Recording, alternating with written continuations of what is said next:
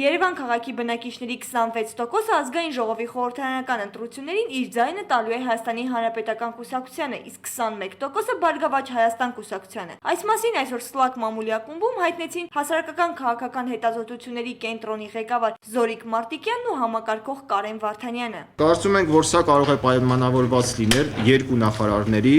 գյուղնախարարի եւ արտակարգ իրավիճակների նախարարի, որոնք ներկայացում են օրինակ երկիր կուսակցությունը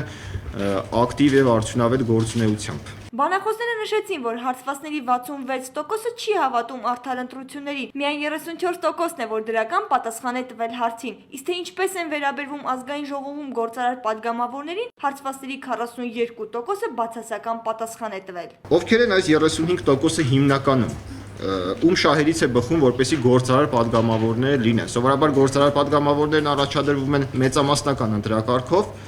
եւ այդ դեպքում նրանց շփումը համայնքների բնակչության հետ ավելի անմիջական է։ Եվ այդ տեսանկյունից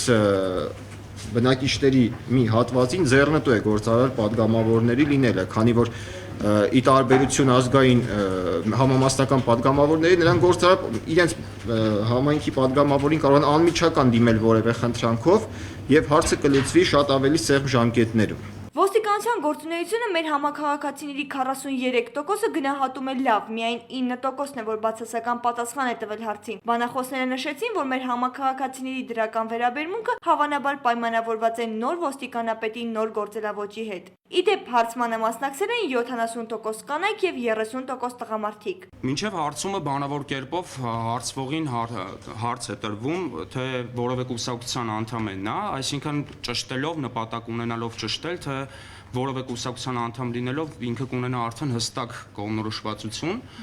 քաղաքական առումով եւ բնականաբար մենք այդ հարցաթերթիկը չենք տրամադրում տվյալ անձնավորությանը։ Անի Բաղդասարյան, Աշոտ Մնոյան, ՍԼԱԿ-ը։